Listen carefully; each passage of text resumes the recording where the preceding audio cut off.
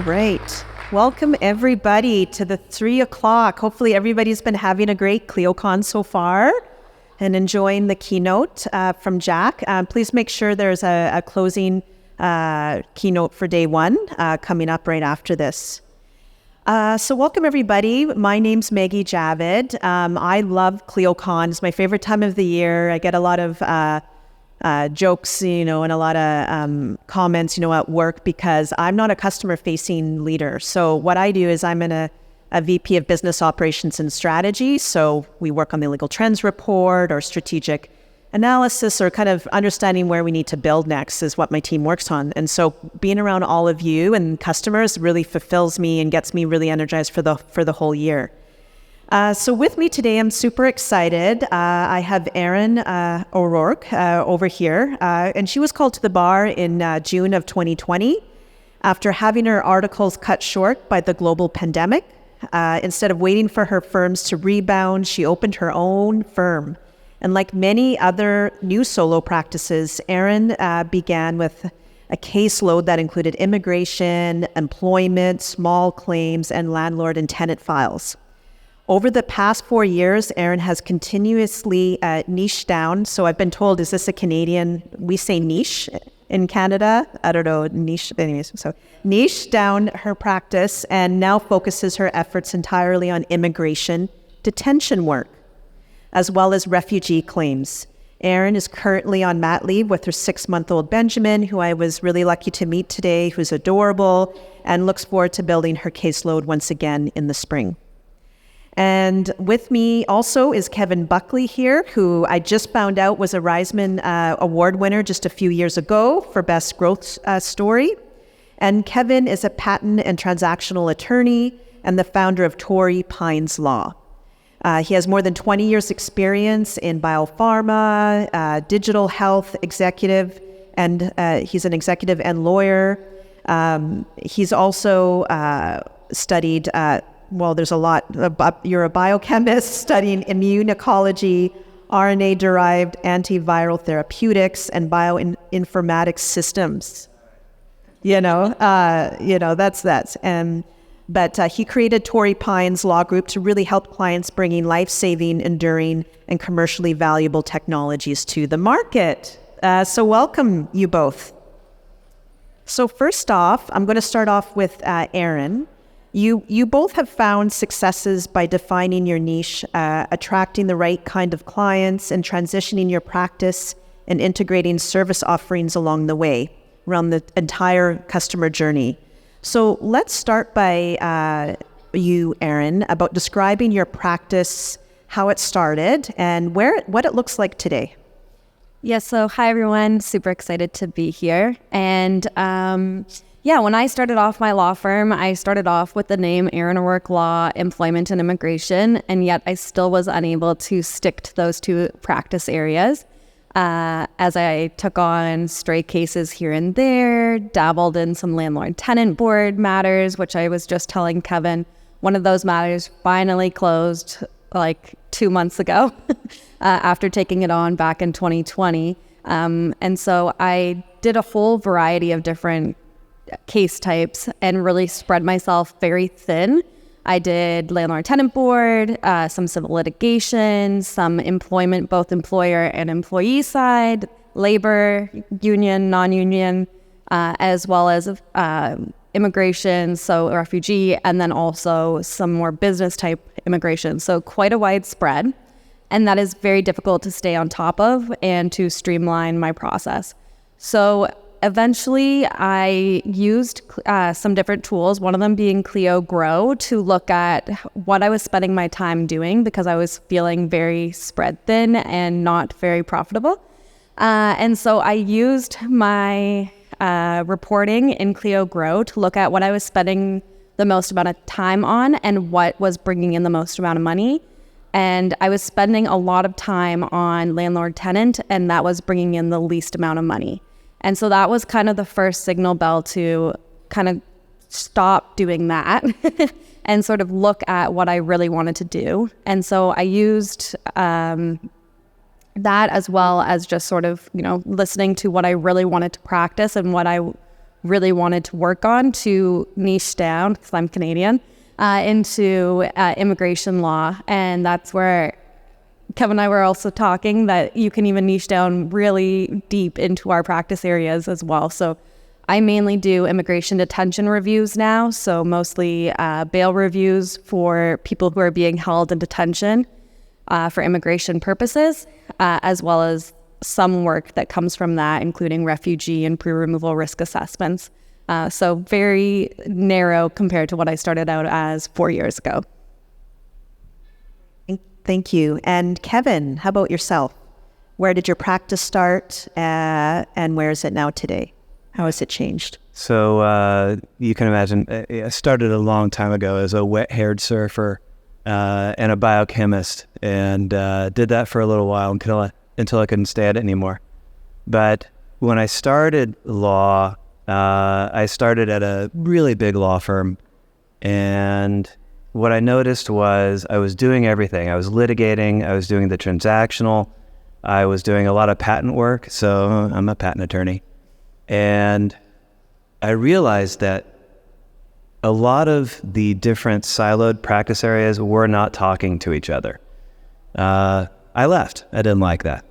When I started Torrey Pines Law Group about 12 years ago, I continued to do everything. I hired a guy that litigated, I did the patent work, and I realized that drafting patent applications on plumbing devices, plus trying to do transactional work for somebody on the other side of the world didn't make a whole lot of sense. So what I ultimately did was focused on what I was absolutely passionate about. When I was a biochemist, I was really lucky. I worked for a guy that came up with the first cure for a cancer. How lucky is that? That was my passion. I translated that into law, and I focused on the clients I wanted. I wanted to represent the people that were curing cancer, the people that were coming up with diagnostics at that time to COVID and things like that, medical devices for all these brilliant surgeons. I decided that's my passion. I'm going to focus on that. It's what I'm good at. So that's when I niched down, because I'm American. I niched down to that specific focus. And I can get into like how it translated into a bunch of other things like FDA regulatory, more transactional work, really focused on clinical trials and quality. And then ultimately we're going to get into litigation, quasi-litigation, all of this appellate work in the Patent and Trademark Office throughout the world. So, got it. Thank you. It's interesting here. So, Erin, was it did that also come from passion too, as well? I'm curious about that. Yeah, it definitely came from what I was passionate about, but I think fear took over, and the fear of not making enough money, not having enough clients, not being able to sustain myself as a young solo lawyer sort of took over my passion for working in the area, because when I was in law school, that's what all my activities and work was with. I did an internship with the UNHCR, which is the UN organization for refugees. And so I did work in that area and specialize in that area, but it is hard to say no and hard to, turn away work when it's coming to you. And say, no, I'm not going to take that file on. I'm going to focus on my passion. And so that was kind of a learning process and a practice to learn how to take on the files that I was passionate about. Got it. And Kevin, I've heard you say that the only way to know exactly what you need to do is actually help your client is to embed yourself in the workflows and the day-to-day to be able to build your niche services. What did or does this process look like for you? Yeah, this was a lot of fun. So representing people way smarter than me, I had just enough business experience, and I'm sure a lot of people in this room, they have just enough business experience, just enough experience as an attorney, and if you're in some kind of a technical field, but maybe not, you have kind of the means to translate at least between business and law. And so in addition to being passionate about what you're going to do when you niche down, I'll comply. You've been outnumbered. I know. I feel it, believe me. But when you niche down, it's certainly about passion, but you learn to do the translation. Ultimately, your client is going to become to trust you. You're going to become their right-hand person. When you become that person, you can either ask to join the team or wait. Waiting sometimes you can wait a long time. But if you ask to be part of their team, that's the simplest way to do that. That's a really simple, oversimplistic answer. But if you suggest that you can handle whatever the day-to-day legal work, at least, that you can do for them in-house, do it. So I've been an executive at 2 AI-enabled technology companies. Both are medical related. I've been an executive in a biopharmaceutical company doing international approvals. Honest to goodness, cancer therapeutics are on the market because of some of the work that I did as an executive with my clients. It's an amazing experience, guys. But when you do that, it's usually part-time. That then allows you to get all of that information that you've gleaned to work for all of your other clients. That's the most amazing thing about getting this niche. And when, geez, you guys are gonna kill me. But when you do that, it's just, to use a fancy word, accretive. So we'll get into a bit more of that later. So is that non-billable time then? You're saying go out, spend a bit of time, embed yourself. Yeah. Because you're gonna reap, in all the other rest of the clients. Is that what I'm hearing, or what? I'm just curious. I like billing for it. Yeah. Oh, okay. Yeah, billing for it's great. Okay. Yeah. Yeah. Perfect. But you honestly, you can start. But that's the pitch to them, is saying, "Let me come in." Yeah. Got it. Yeah. Okay. And what about you, Aaron? About embedding, yourself into the workflows and day to day, in order to build your own niche services. Is that something that you did as well, or? Yeah, a little bit harder when my clients are in detention centers, but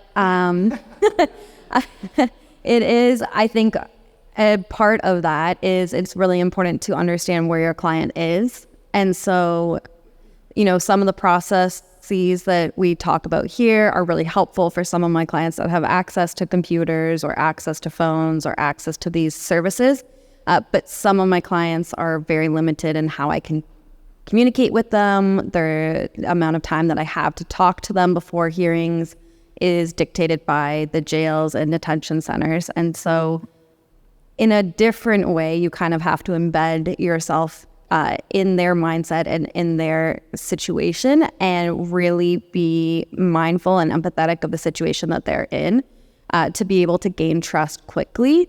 Because oftentimes I'm being assigned the hearing or a client the night before a 48-hour detention review, and we'll have 15 minutes before the hearing starts to, get key information, find out if they have children, find out if they have any important factors, mental health, drug addictions, anything like that. And to have someone tell you that over the phone or over Zoom, where they don't really know you yet, and you're asking for very, very personal information, you do kind of have to be able to relate to them and understand their situation and be sympathetic to it in order to build that trust and in order to work with them efficiently.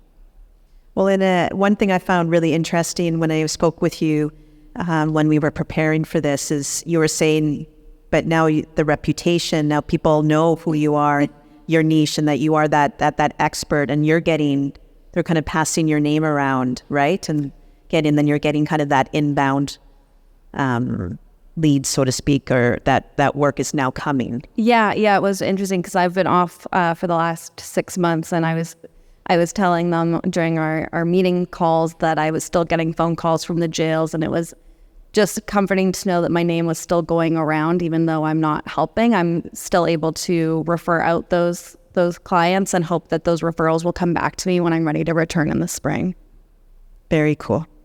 So next question, beyond knowing deeply what the needs of your client are when defining your niche, what other factors did you consider in choosing the specific practice or services? So really kind of curious about how you knew, because you talked about that leap that you had to make, right? But how did you know that this would actually drive revenue for your business?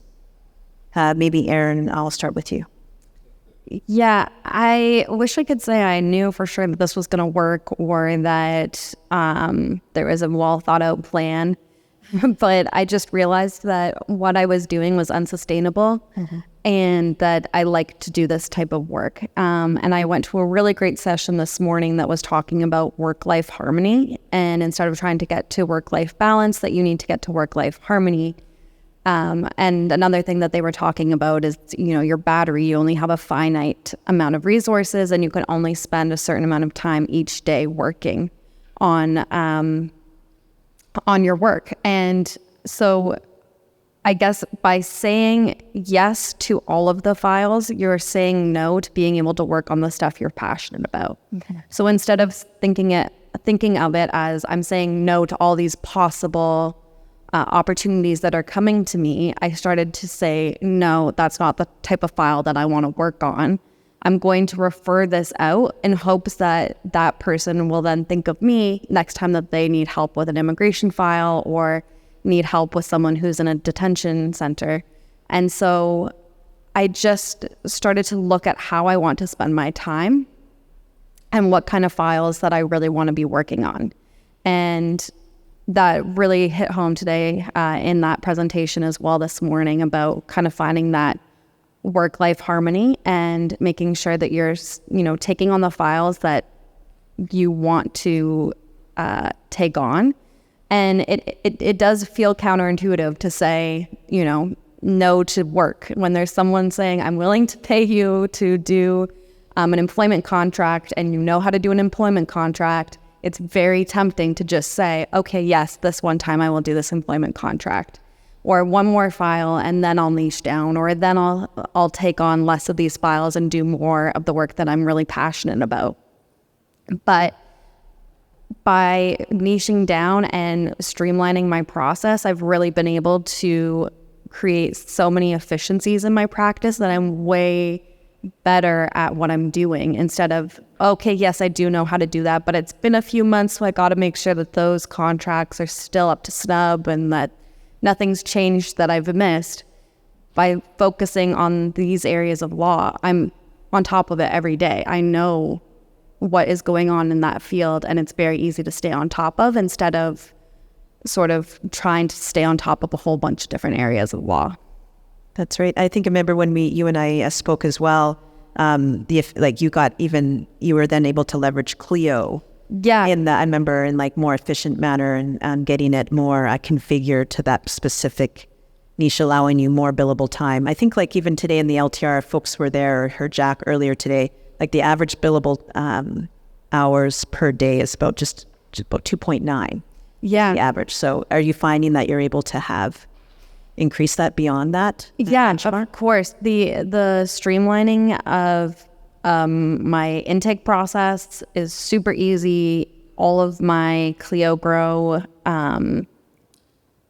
everything is in there based on, where my clients are being held. Everything is so specified within my Clio Grow that it easily is transferable to Clio Manage. And then I'm able to streamline billing, follow-up, all my tasks. Everything is all in one place. And instead of having a whole bunch of different areas of law where the process is a little bit all over the place, it's just one very easy, okay, I'm having a detention review tomorrow, click, click, click.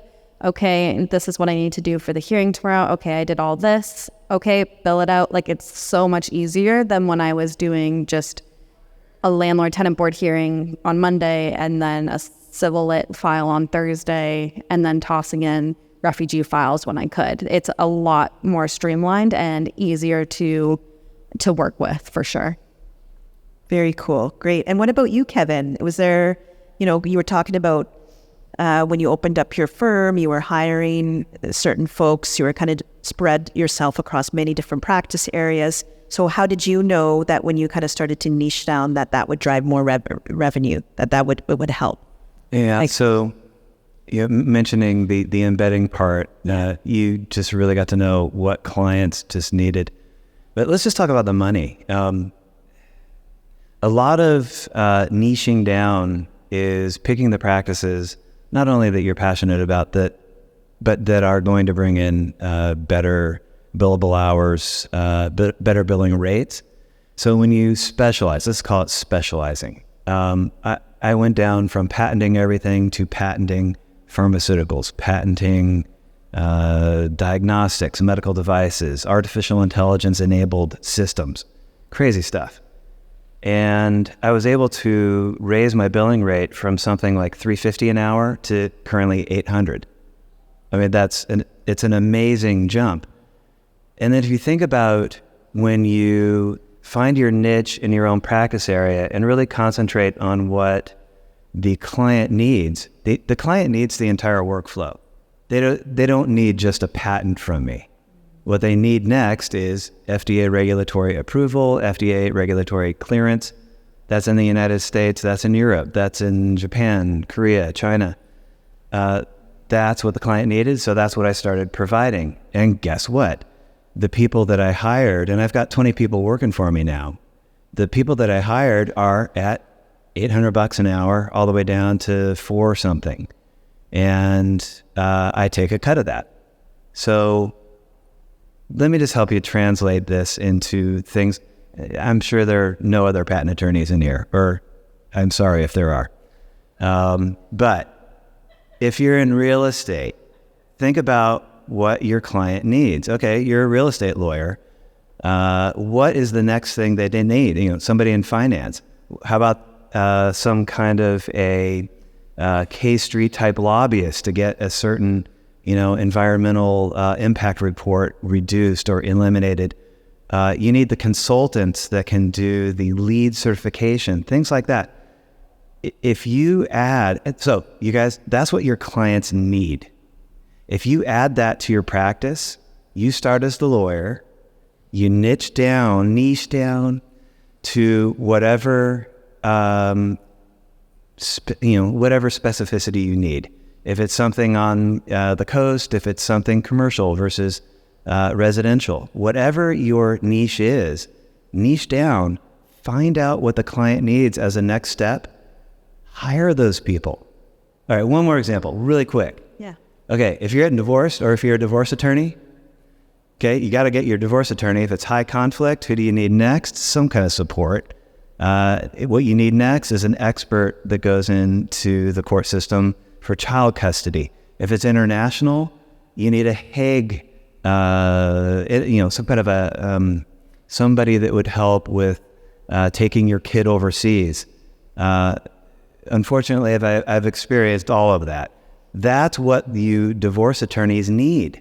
You niche down high conflict international, then hire all the people that you're going to need next.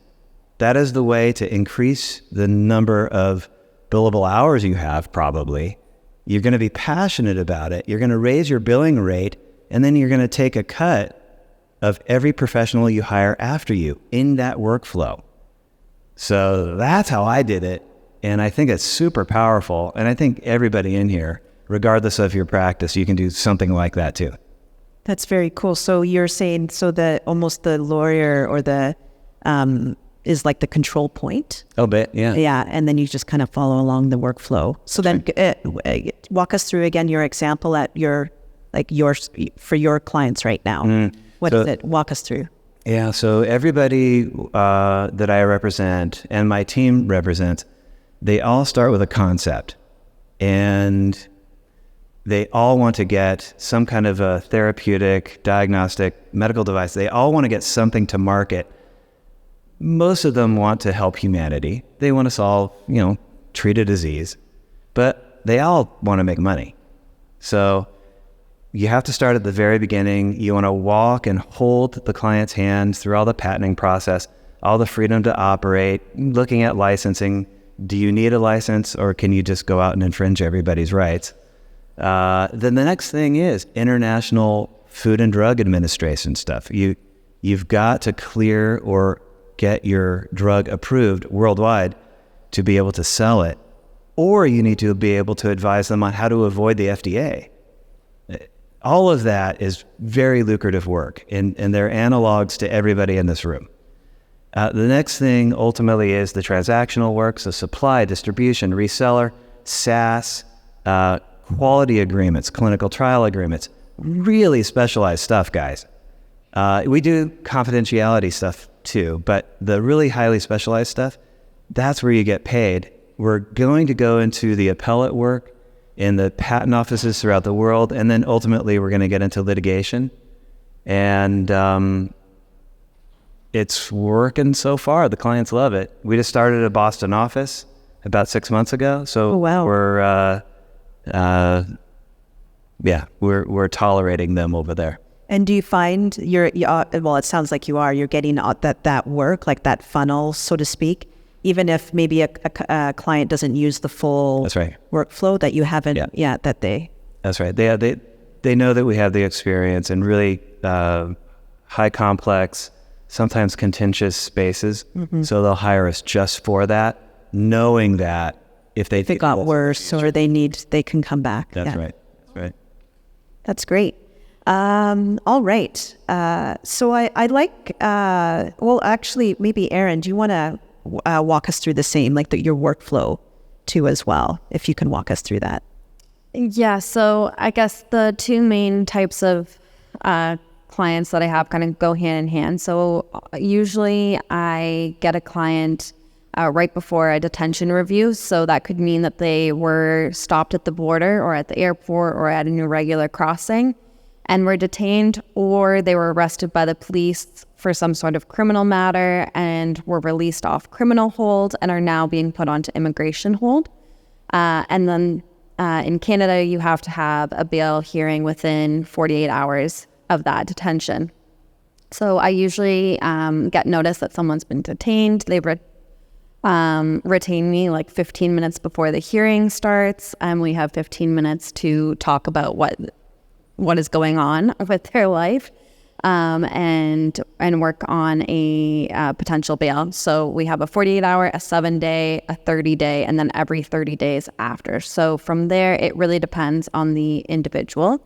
But the most common case I would say is that once they're detained, that they have some sort of refugee claim or pre-removal risk assessment that they need assistance with. So that's why I've sort of niched down into those two areas, because it flows very easily. So I would have usually a detention review hearing every day, and then from that, a handful of refugee or pre-removal risk assessment applications to work on from there.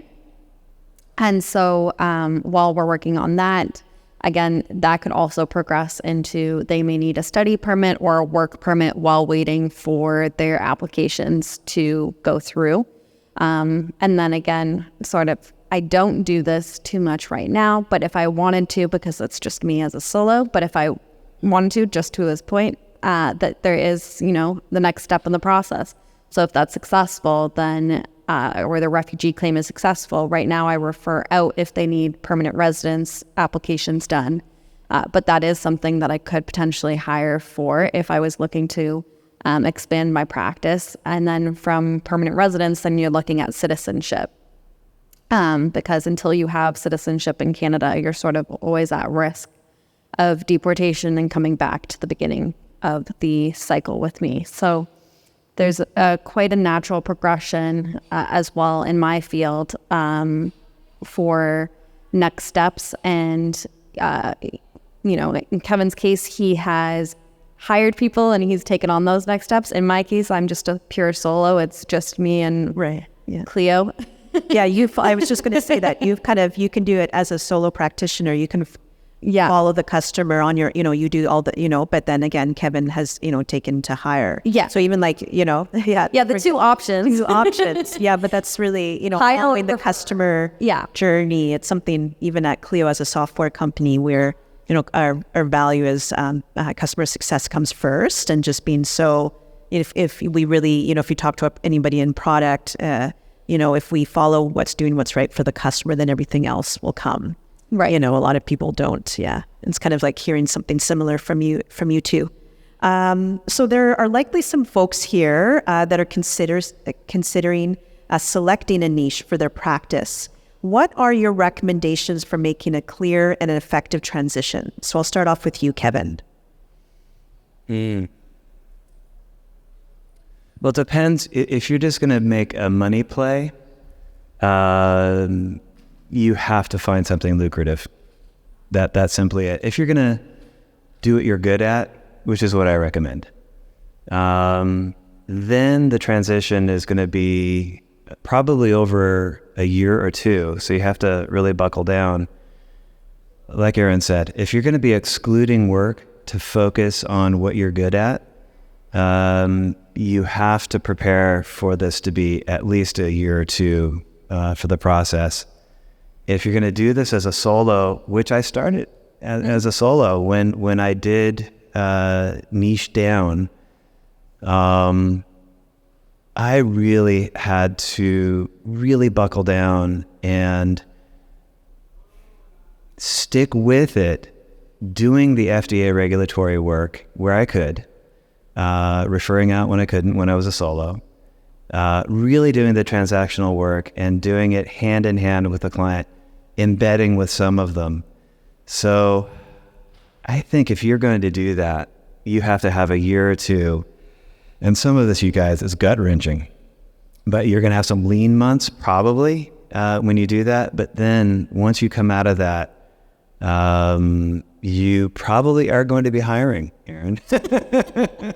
I think once you get busy as a solo, being a master of all trades, you're going to have to hire further niches, people that are experts in their own domains. And the coolest thing about this, you guys, I'm a patent guy. I hired some of the best FDA regulatory guys. We talk, we get the client exactly what they need. We predict what the client is going to need. We can read their minds now.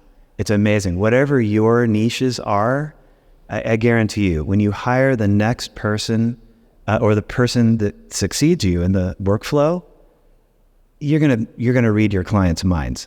And that is amazing. It keeps the clients, number one.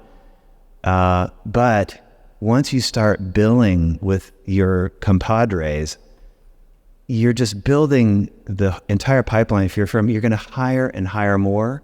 It just builds your practice beyond what you can imagine right now, probably. That's the most, after you buckle down, expect to succeed. If you don't expect that you're going to succeed, that is the biggest mistake you can make right now. Expect to succeed, and when you do, you'll be so prepared. Your clients will love you. Then you can get more and more clients, and you're not going to be tripping over yourself as a solo, which happened to me a couple times. Not too much, but it just hurts you guys working as a solo, 80 hours a week. You got to hire people. That will happen when you succeed.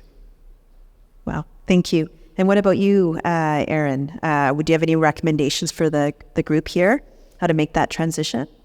Yeah, I remember, I think it was my first in-person ClioCon in Nashville 2 years ago. I remember a session talking about, visualizing your ideal client. And I'm like, okay, yeah, that's anyone who will pay me money. Like, how do you describe my ideal client? Anyone who will come and pay me to do legal work is my ideal client. And now I have a very, very specific vision of who my ideal client is and who I want to work with. So I think that really getting clear on what type of client you want to work with is super important.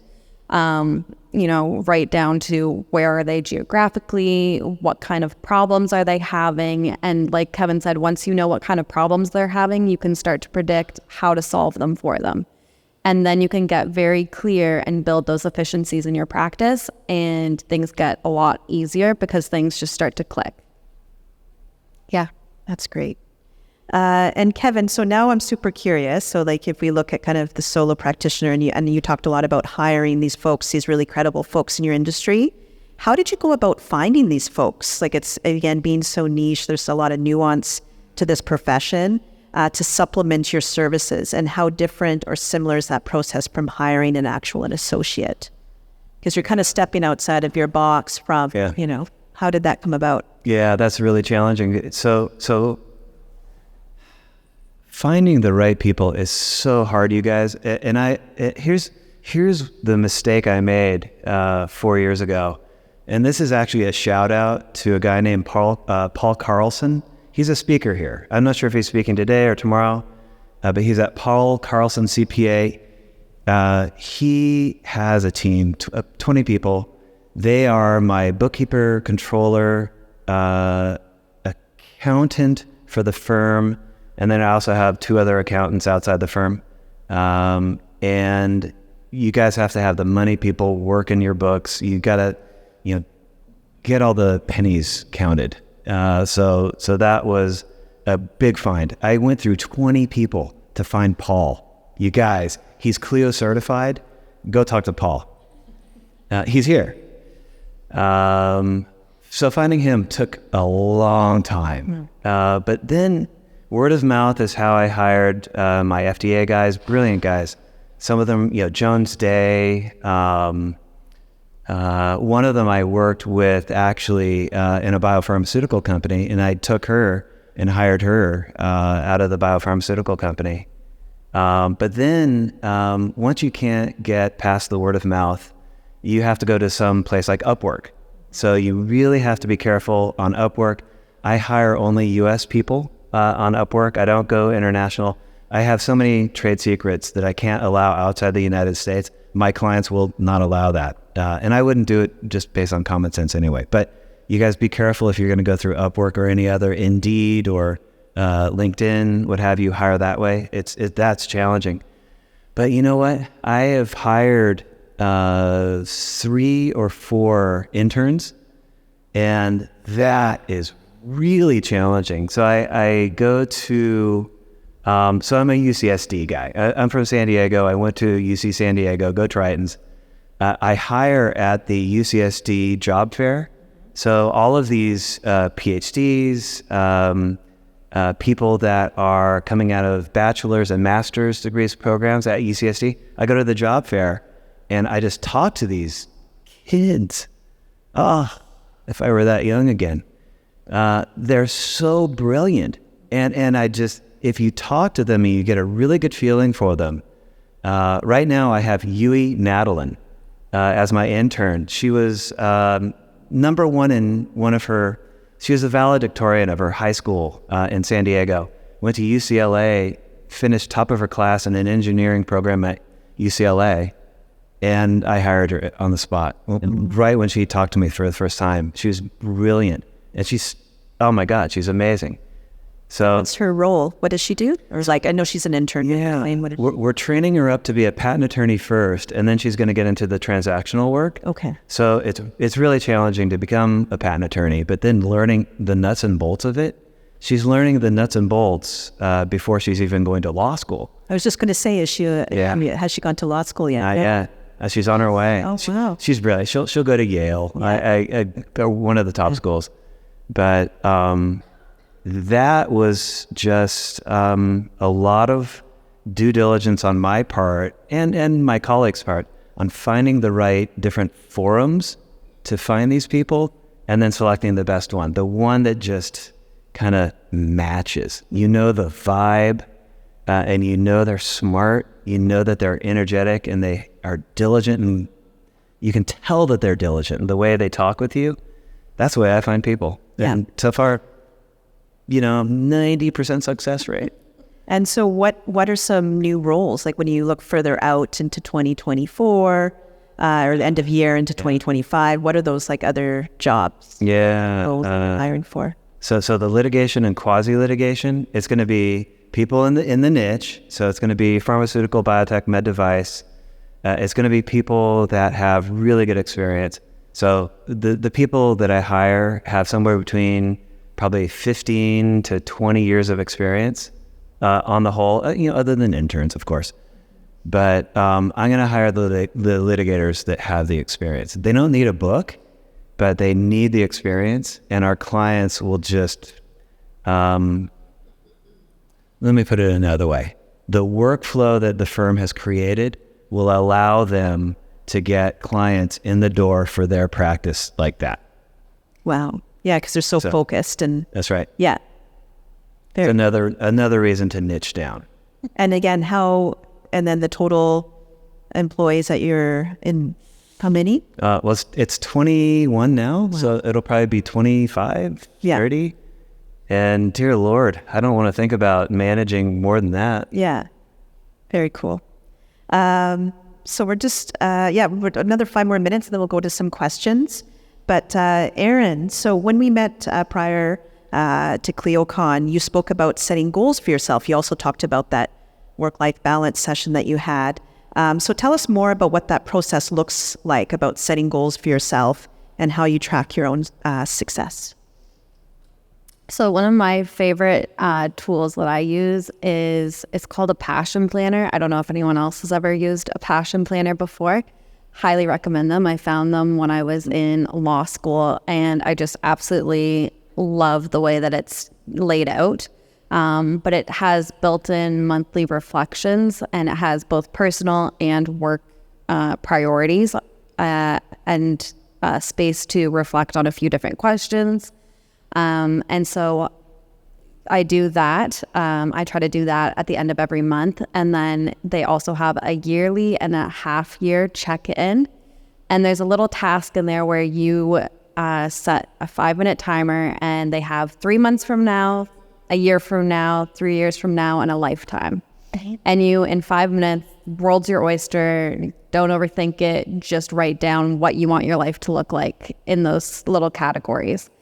And so, it's actually a really fun activity to do quite regularly, because even in the span of 6 months, your life can change quite a bit.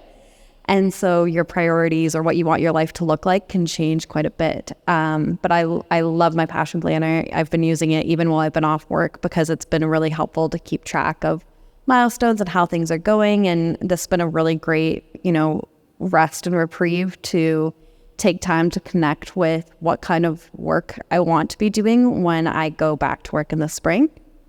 And again, that was another thing that came up in the session I went to this morning. That was, she was talking about this type of work, or if I'm going to the gym, is time away from my children or time away from another thing that I could be doing. And so I think a really important thing to think about is, do you want to be working on this file more than doing something else? So maybe money is the big motivator, and doing any type of work that comes your way is, the most exciting thing for you, and that's what you want to be doing. But for me, I always tried to think about, do I want to be working on this civil litigation file more than I would rather, be spending time with my family, or taking the dog for a walk, or going to a yoga class, or drinking my coffee and reading a book? Is it worth more? Is the money worth my time, or is this the time needed to, research and get up to date on this one area of law that I don't practice in regularly, worth all the other things in my life? And that's getting even more important as my family's starting to grow, is, will I want to be working on this file more than hanging out with my baby? So that's really keeping me on track as well, too. I don't want to be spending my time doing, one-off files here and there. I want to be doing work that I'm really passionate about and that I feel good about, and then spending my off time recharging my battery and finding that work-life harmony. Awesome. So what I'm hearing, and from even just like reflecting on what you both have said, obviously there's, working on what you're passionate for, embedding yourself into your clients' workflows and having your niche. Obviously, that can drive more revenue, but it sounds to be there's also added benefit. It's that work-life harmony, as you say, that you can get, which I think is very important. So for both of you, and I'll start off with you, Kevin, how have you ever had, let's go back to that transition.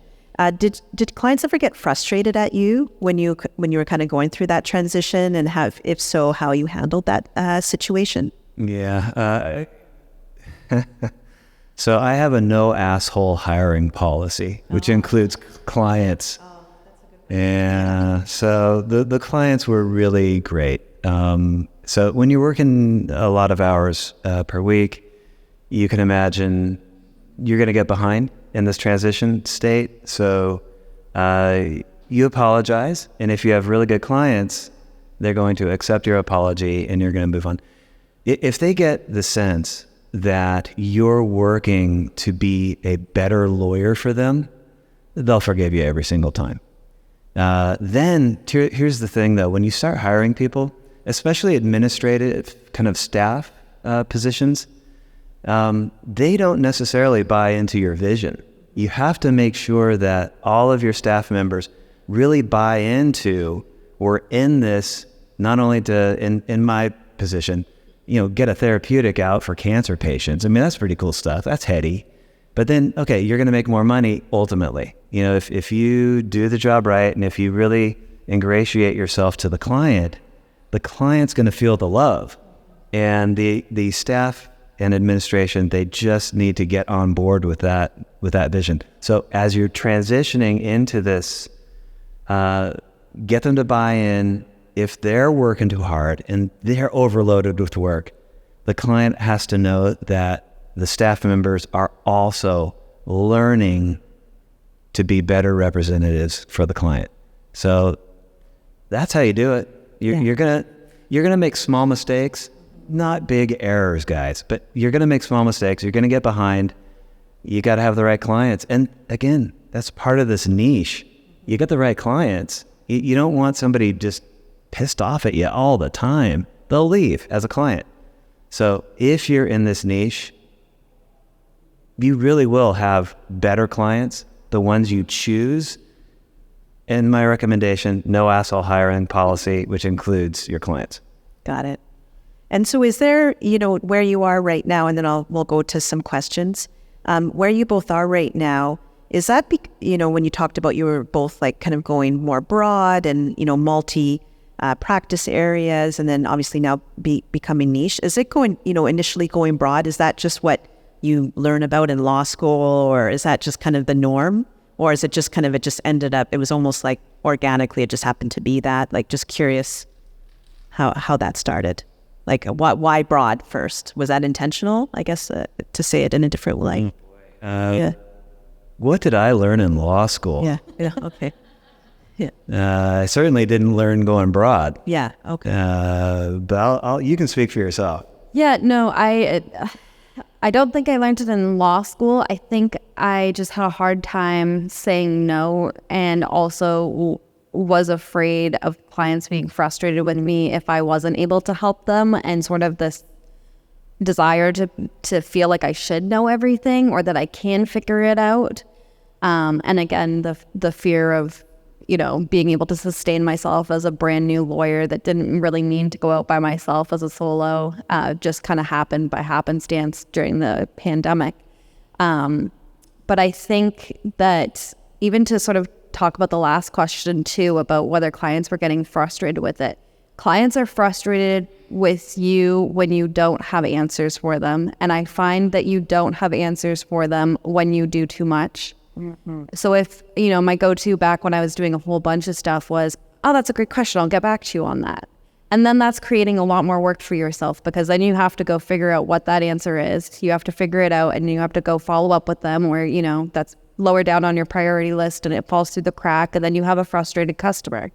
If you know your niche and you know your stuff, you can answer those questions like the back of your hand, and you're able to provide quality services. So I think that really helps create a good client-lawyer relationship where you're able to assist them more easily and there isn't that level of frustration. So it may be tempting to help them with everything, or maybe tempting to help them with the next step in their file. But if you don't know what you're doing and you're going to need to take more time out of your day to figure it out, it's not going to help you, and it's not going to help the client. Right. It's like, so kind of, by niching down, it's a win-win. Yeah. The customer is benefiting, you're benefiting, more revenue, more work-life balance. 100%. That's very cool. All right. So we have 10 minutes left, and Jessica's over there, and she's in the right, in the corner there. I'm over here. Yeah. If people have questions. You're going to make me run. Hi. So my name is Josue Casanova. I'm from Virginia Beach. Obviously, we're all here to niche down. I'm a criminal attorney, and I want to niche down to only representing, or primarily representing, juveniles. So one of the things that I want to ask you guys, because you talked about, obviously some of the lean months that'll probably happen in that first year or so of transition. What do you do in the meantime, right? Because I think we talked a lot about like, okay, here's where you were before, and then here's where you are now. And there's a process, there's a transition that happens, but I guess how do we make that transition, or how do we deal with the in-between time while we're waiting for that transition to mature? Yeah, I can take this for a second. When I started off in 2020, I really didn't know how things were going to start for me. And one of the first things I did was buy Clio, because someone said, begin as you mean to go on. There we go. That's the word, or the phrase. And so it felt silly buying Clio before I even had a single customer, but I wanted to have all my systems set up for when they came. And so I used that downtime when I wasn't fully built out yet to really streamline my process, build out my intake, build out my retainer agreements, make sure that I had all the emails worded the way that I wanted it, all the messaging and the branding and all of those little pieces. I would use this time, and like Kevin said, it may be a lean period, but know that it's temporary, and use this time to sort of build out how you want your firm to grow, because it will eventually, if you stick to that and sort of resist that temptation to fill that downtime with taking on little files here and there. At least that's what I did. And I know it's really hard to say no to revenue, but a temporary pause in that can really help gain momentum, which is the theme of this conference, to building up your business. And let me take a stab at this, because this is really interesting. I think kind of translating, I don't know anything about the criminal thing you're doing, especially when it regards juveniles. I don't know anything about that. But I think if I were in your shoes, what I would try to do is find some kind of a big corporation, something that utilizes your skills as a criminal attorney, especially a juvenile criminal attorney. I don't know what that means, but maybe it's an insurance company. Maybe it's something that identifies risk. Maybe there is some kind of a corporation that does risk assessment based on criminal statutes, or whether like an HR type company that looks at criminal backgrounds and whether they're a good risk to be hired or not. I would embed myself with a corporation like that, learn everything about the intersection between criminal law and their business, and then bring that back to your practice and say to your clients and potential clients, I am a specialist in juvenile criminal law. I have worked as an executive in this big corporation. I know where your pain points are as a business. You're going to get clients like crazy, I can imagine. And if you just utilize your, number one, your talent, but number two, the expertise you now have by spending that, 10 to 20 hours a week, embedding yourself in some big corporation that needs those skills, and then you learn what they need for a business, the next client you have in your own law firm will be another business like the one you just embedded yourself in.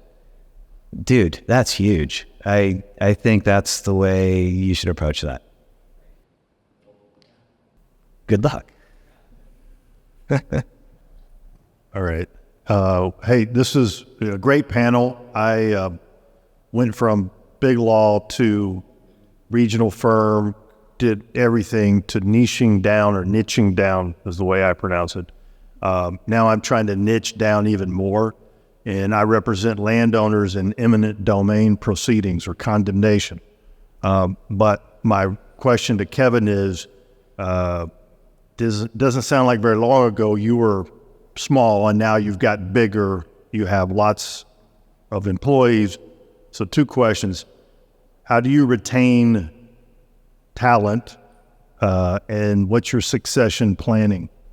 Yeah, that's tough. So like you super big to solo, and then back up just a little bit, and you learn a lot at big law. Certainly policies and procedures, things like that, to really have a solid backbone for your firm. But if the question really is about succession planning, I'll just admit I don't know. I'm a member of a couple different kind of networking organizations. One's called Provisors. I don't know if you've heard of it. It's a bunch of lawyers with a bunch of people that want to sell you things. I don't know what that's worth. But the funny thing is, I would think half of the attorneys in Provisors want to sell their practices, and it's just overwhelming. They're all coming up to me saying, "Hey, I've got this franchising practice. Want to buy me?" No. So I can imagine myself doing that in hopefully 10 years. I love what I do. I guess that's the passion part of this. But here's the thing. If a big law firm is going to buy your practice, you got to fit in. So you have to look like you can just do plug and play into a bigger law firm. So if you don't have, let's just start. Clio, something like that, which does the document management, time management, something that looks normal. If you don't have the financials, which makes it look like all of the clients which you currently have as a solo or a small shop, if you're charging $200 an hour and then you're going to go into a bigger firm that you would have to charge $600 an hour for all of your client work, well, you're not going to fit in. So here's the succession.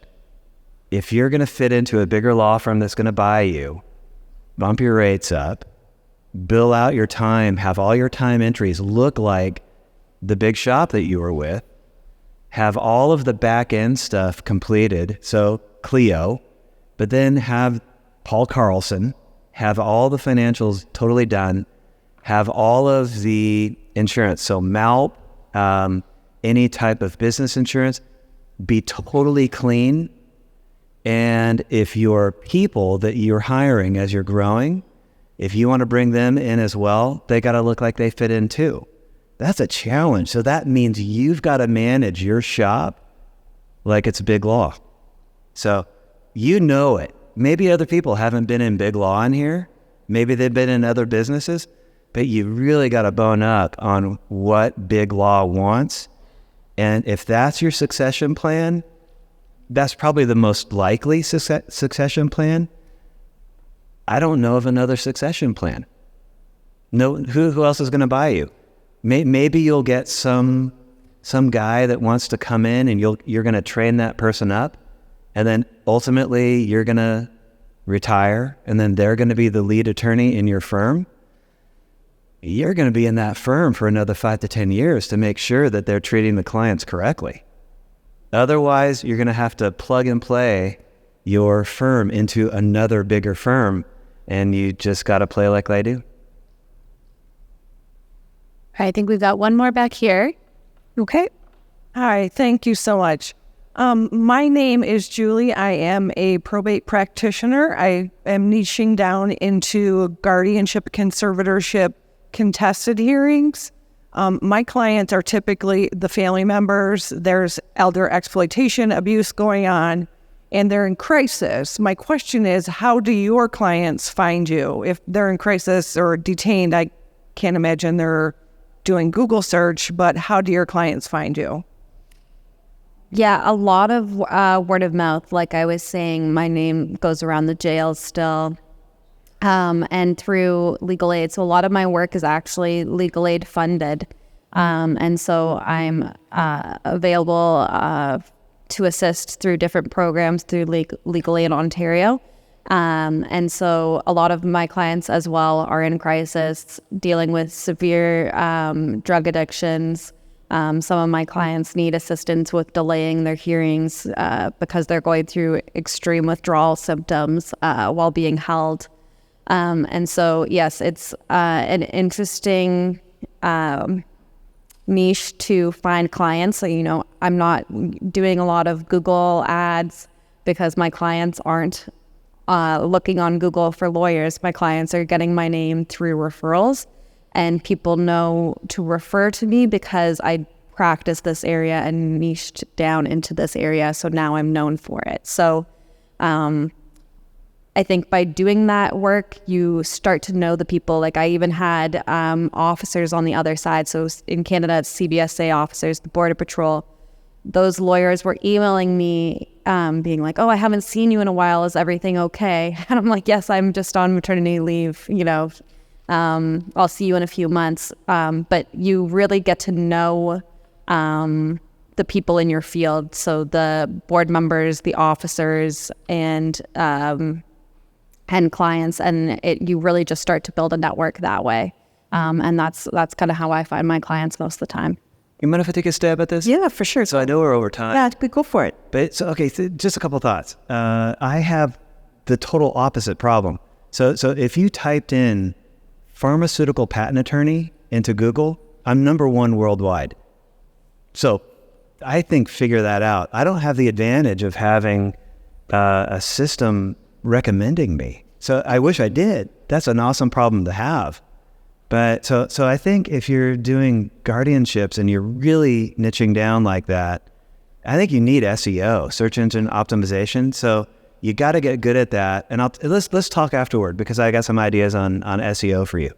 But the other thing is, if you're niching down kind of this vertical into something very specific, how else are people going to find you in a crisis? So if, let's just say your website also had the counselors, also had whoever else is in the workflow, in the legal system, and you had them all identified on your website, and people then began to know you as the person that is the connector between the lawyer, the counselor, the administrator, the judges, or whatever. It's this vertical which you shrunk, but then you start going horizontal because that's your client's workflow. You got to get to know your client's workflow. Bring everybody in that workflow onto your team. That's how you do that. And I can imagine in a crisis, you have everybody you need right away. Boom. That's what I would do for you. Great. Well, thank you.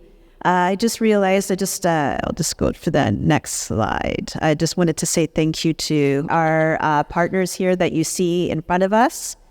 And as well, just waiting here. And yeah, there we go. To our visionary exhibiting partners as well. And thank you, everybody. And now there's a keynote. If you want to go into the exposition hall with the judge, you can go listen to her. Thank you.